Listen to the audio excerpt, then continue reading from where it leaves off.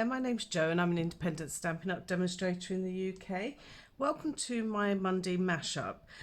Today we're going to be using various bits and pieces from various sets because quite often, especially when the sets come as bundles, we concentrate sometimes on the stamps and we don't always concentrate so much on the actual dies that come with it. So I wanted today to use some of the dies to actually show you how they can use, and I'm also going to be using a couple of new products so that you can see them for yourself really. So this is our little card that we're going to be making today. So these globes came to us last year, and these are the snow globe shaker domes. So they're great because you can create little 3D scenes and you can create little shaker cards with them. I haven't put any shaker elements in this today because I've actually used our embossing paste to give us sort of more depth. So I haven't used that today, but of course you can if you wanted to. So that was from a set called Still Scenes last year. So I'm not actually using any of these stamps, but I am using the coordinating dies that go with those. Okay, so this little car, this was taken from this little set here called Coming Home. Now this is brand new for this year, absolutely beautiful set, and I have to say it was the little car that drew me to it. I just think it's really cute and I thought it would look really nice in a dome. So we're using the little car from here, but again we are using one of the dies from the coordinating set. And then finally I've just briefly used Itty Bitty Christmas. I've just used this little merry greeting here. Okay, so that is that. The dies we are using are the Word Wishes dies, which is where this Christmas has come from, and I'm going to show you a couple of tricks with that. And then we also have the dies from the Coming Home set, which are Home Together. So you can see there's lots of various houses and various bits and pieces in there. And then finally, this set is the Still Scenes set. So this is to do all your little 3D scenes in here. So we're going to be using a combination of all of those today. So it's a real mashup, but I wanted to show you some various sort of tricks and various little things we can do with them. Okay, so on my desk I have got the dies. I have pre-cut quite a few of them just to save a little bit of time really. So these ones here, these are all taken from the Still Scenes set. So I've got these little trees. I've also got the top and bottom of my shaker dome here, and that's been cut in Poppy Parade and silver. The trees are old olive. Okay, so these are the pieces for here, and then finally I have used the actual dome shape itself to cut some of the paper, which is actually taken from the Trimming the Town designer series paper. So we have also used this one again in a moment, which I will show you. So that's those, and then from the new Coming Home or Trimming the Town suite, we have used just this straight sort of one that gives you, say straight, it's obviously curved, but it gives you sort of a bit of a snow scene. There's two actually in the set. There's one with little trees on, and then there's this plain one. So I've just opted to use the plain one today. And then I will go through this one a little bit more with you in more detail when we get to it, but this is obviously our Christmas word, so I'm going to put that one to one side because we will be using that one later. Okay, so if I've got my little elements, I'm going to put them just to one side whilst I bring in the card. So this is a standard C6 card that is in metric measurements. So this is 21 centimeters by 14.85, and it's scored at 10.5 to give us our card base, and that is in Misty Moonlight. I then have a Poppy Parade layer, and this one is just slightly smaller, so it's half a centimetre shorter. So this one measures 10 centimetres across by 14.35 down. And then I have a Whisper White layer, which I'll talk to you about in a moment.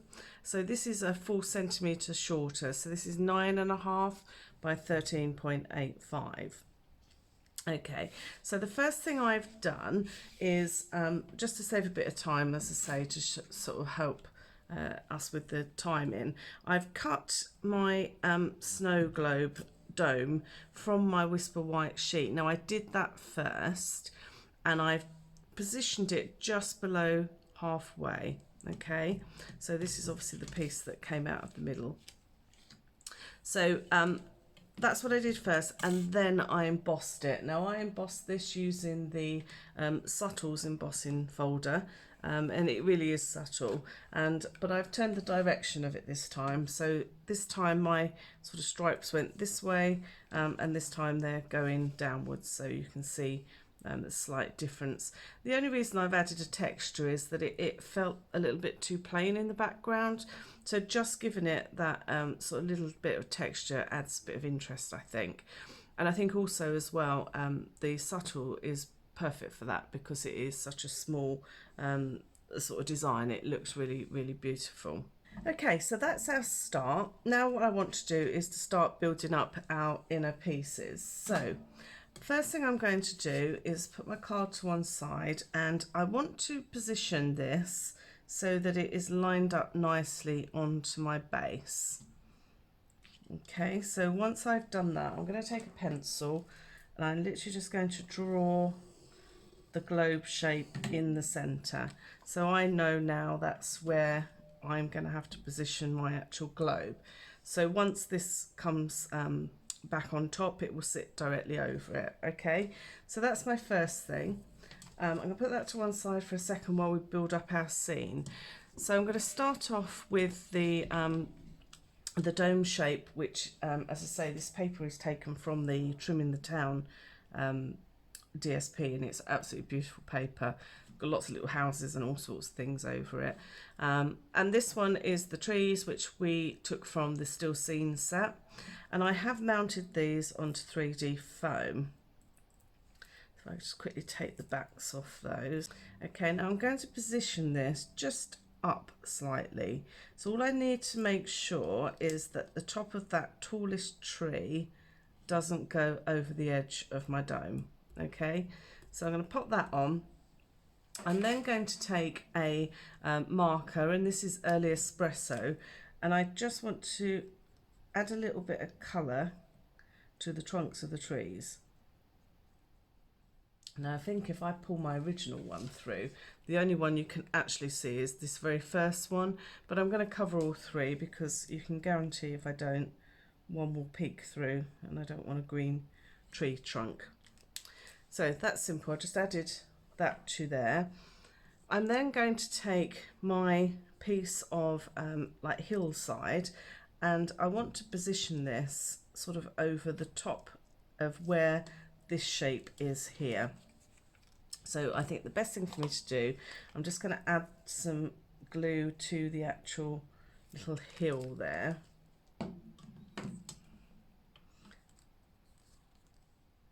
I'm just going to position this somewhere so it covers that green, but it's not actually impeding on anywhere else. Okay, so once that's glued, I'm then going to trim this from the reverse so I can see where the shape is, and I can just cut off any excess from there. Now if you don't have these dies, you could just cut your hill yourself, of course. It is just a sort of wavy shape. I've got a little mark on there, I can see it's a little bit of dried glue, but I'm going to be covering that in paste, so I'm not worried about that at the moment. Okay, so that's that part done.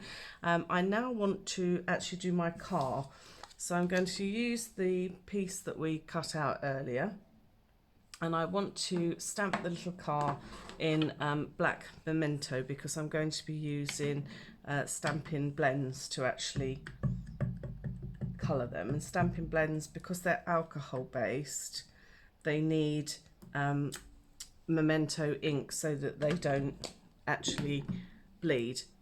So if you used something like a StazOn ink, for example, which is an actual alcohol based ink itself, then you could end up where they would all blend together.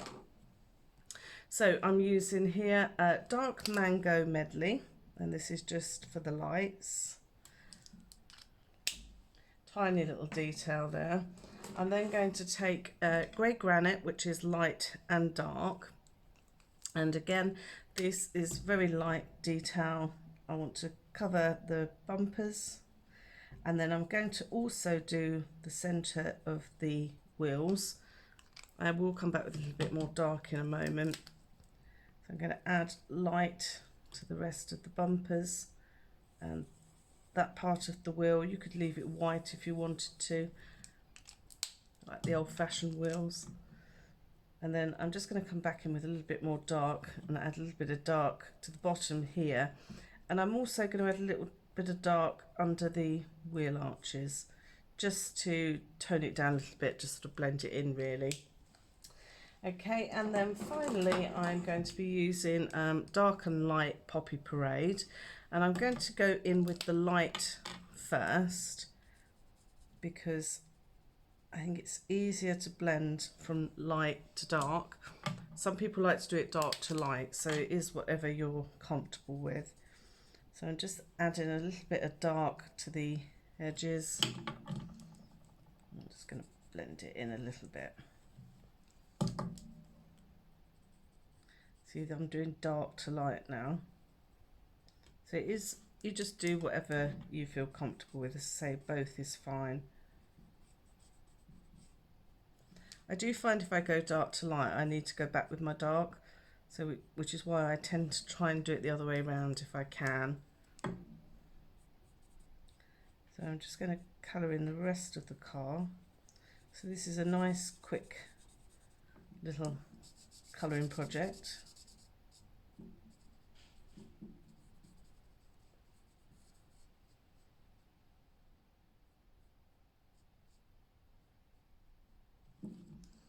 Okay, and then I'm going to add some dark where I think there might be some sort of shadows or you know, a slightly darker look to it. The bonnet, for example, here. I might also add a little bit between the doors here.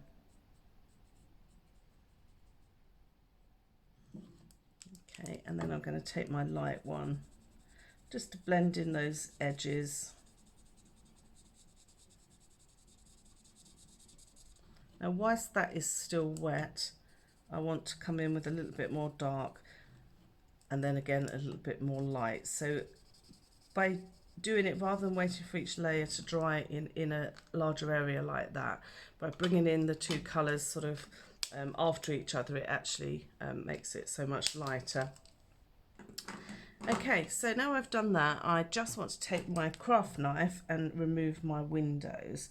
Now, you don't have to do this bit if you don't want to. I struggle to see the finished article if I've got white windows, so this is just a personal thing as far as I'm concerned, but you obviously, if you're happy with your white windows or you want to add a hint of blue, sometimes can work just to make it look a bit more glass-like. But I'm actually going to be completely removing them today. Okay, but what I don't like is to see that white edge on that centerpiece, so I'm just going to go in with my light one just to cover that up. Okay, so now I've done that, I'm going to cut out my car. Now I'm going to add just some 3D foam just to the bottom of the actual car itself. So I'm going to use the edges of our dimensionals. These are great for this sort of where you need a strip of dimensionals rather than try and use all the other ones cut up. So again, I want to position my car so that I can see through those windows to the background, and it's just popped in the middle like that. Okay, so now that part's done, I'm going to add some of our shimmer paste. Now you see mine's well used. I have got another pot in the cupboard, but this is great for adding a little bit of texture to something. So it sort of builds up very quickly. I'm going to go onto the bottom of my car a little bit, because if you're driving down the roads you will have snow actually going up against the car, so I'm not too worried about it sort of going onto the car or the wheels.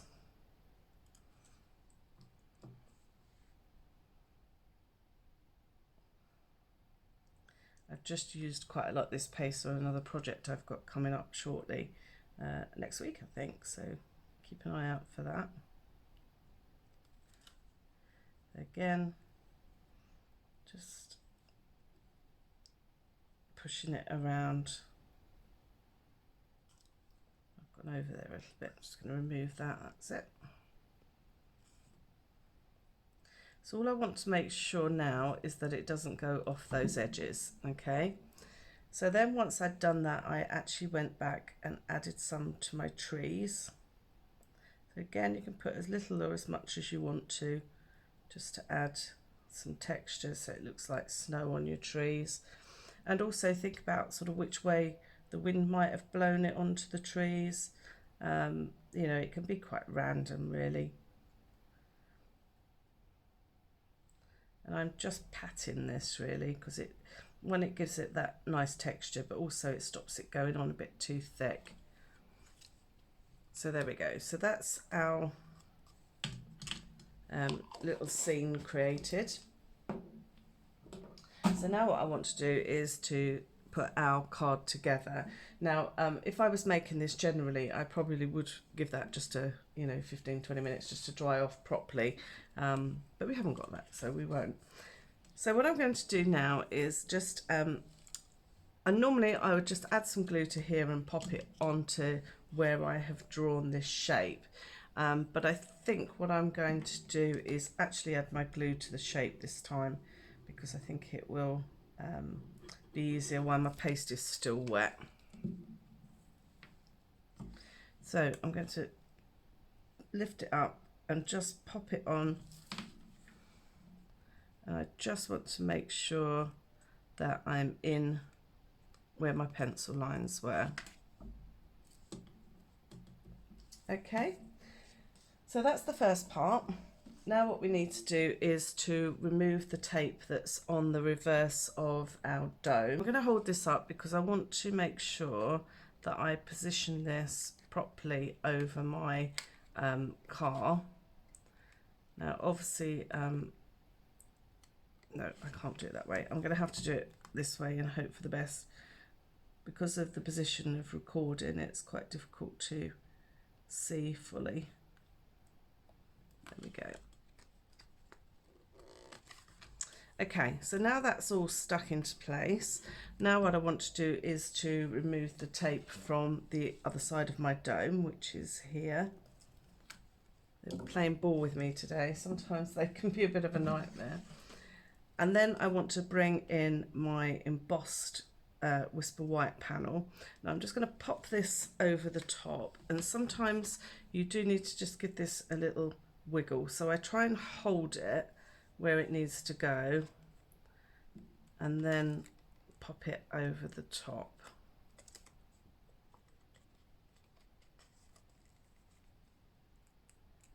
Okay, and then you can just wiggle it around. Once it's in place, you can just wiggle it around a little bit.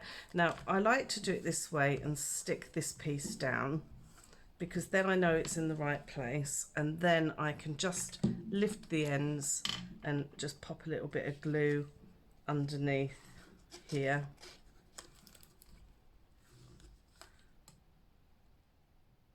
Alternatively, you can just add glue to the back if you prefer, but I just like to do it this way. I find it's easier to make sure it's all in the right place.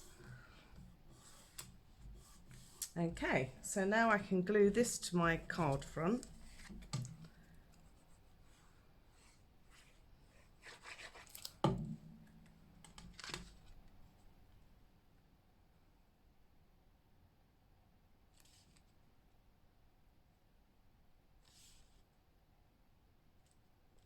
Try and get it as straight as I can. There we go. And then I want to silver panel onto my red piece here. Now obviously this is quite difficult because it's very fine, We do now have some adhesive sheets again, which is good. So you can use those if you have them. I don't have any to hand at the moment, so I'm just using a little bit of PVA. I'm not using my Tombow glue purely because that remains sticky. So if you get a little leak or something, it will remain sticky. Whereas by using the PVA, it actually dries clear and there's no tackiness to it. Okay, so I'm just going to stick that directly over the top. Just make sure it sticks down. And I've added 3D foam to the reverse of my snow globe base, which again, I just want to position. The base of the globe is actually slightly curved, so it naturally sort of fits under there. So that's fine, that's all done. Okay, so now that's done, I need to do my Christmas word. So I want to talk to you about a new product that we've recently launched in the new annual catalogue. Now this is foam adhesive sheets. So it's a bit like our dimensionals, but it's actually a solid sheet. So if I show you here, this is actually completely solid. Now this is great for cutting out solid images, or if you've got solid letters and things like that. Cutting out twisty words like this is quite challenging, I think is the best way to describe it, because as you peel it out, the words have a tendency to sort of move around a little bit, or the letters do, so it kind of does this sort of thing, and it's quite difficult to actually position it at exactly where you want it to. So I'm going to show you a trick on how I make this happen properly without too much movement, and it also has some added advantages for actually positioning it on your card. So I want to just hold my die in place, and I'm going to roughly cut, very roughly, the shape of my word. Now the reason I'm doing this is because I don't want to waste too much of my foam, because using this method you do lose all the little extra bits of foam that you would normally use to use on other projects and what have you. So you do lose a little bit more of the actual foam sheets themselves, but it does mean it gives you far less of a headache when it comes to actually cutting. So once I've done that, I'm then going to position my piece of card over the top of my foam sheet, and again I'm just going to roughly cut, trying not to give myself too much of a border, but obviously you will need to give yourself a certain amount. It's better to cut this with the backing on it, because if you don't, it gets very sticky. So that's my sheet cut. Now what I'm going to do is to lay my piece of card over that area that I've cut. Okay, now don't worry if it goes off slightly, because we've given ourselves plenty of borders, so it's absolutely fine. Okay, so what I'm going to do now is I'm going to bring in my cutting machine, because I want to talk to you about the sandwich that we use to actually cut this.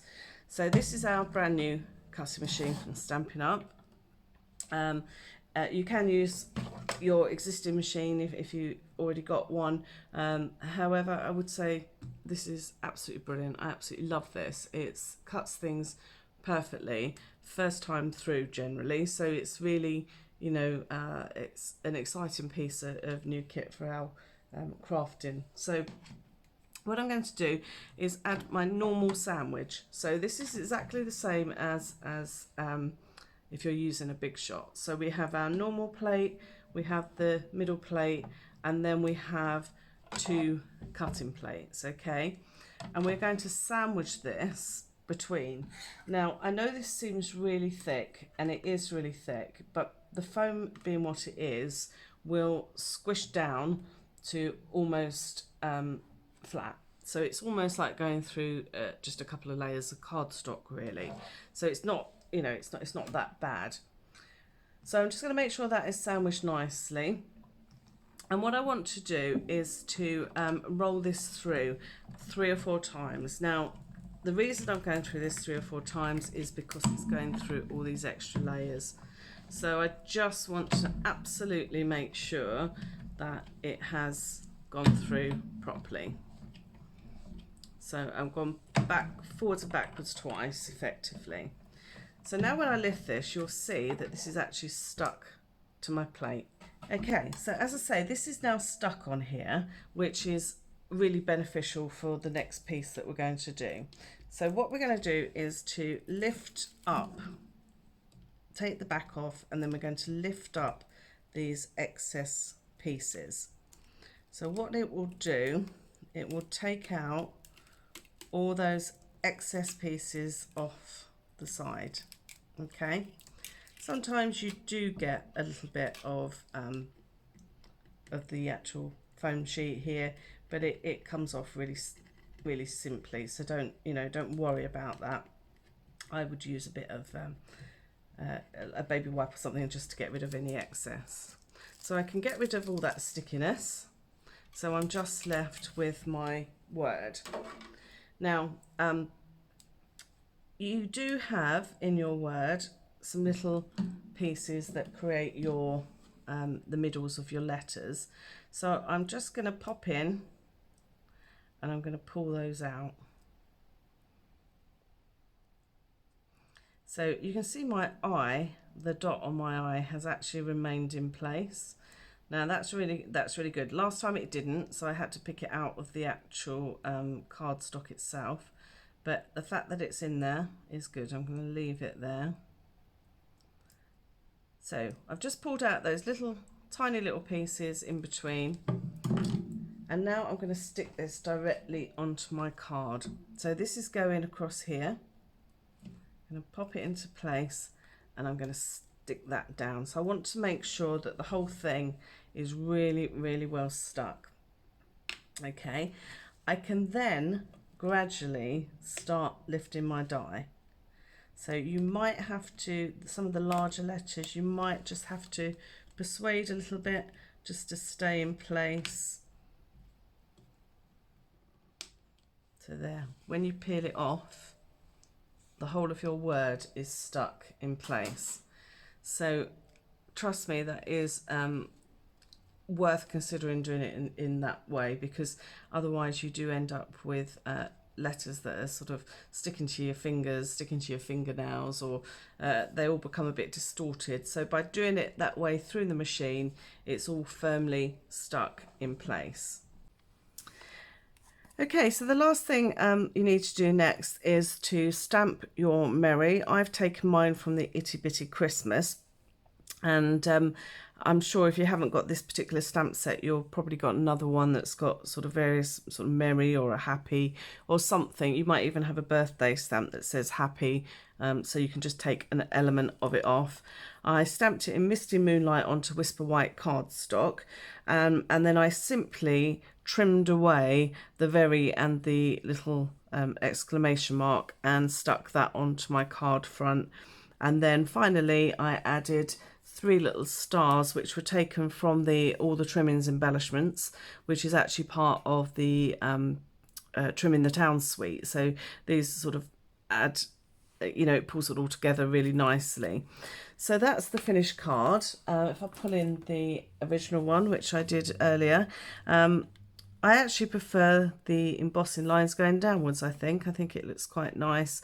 I've positioned the wording slightly different, so it's entirely up to you. You do what use your creative mind as to how you like it to look.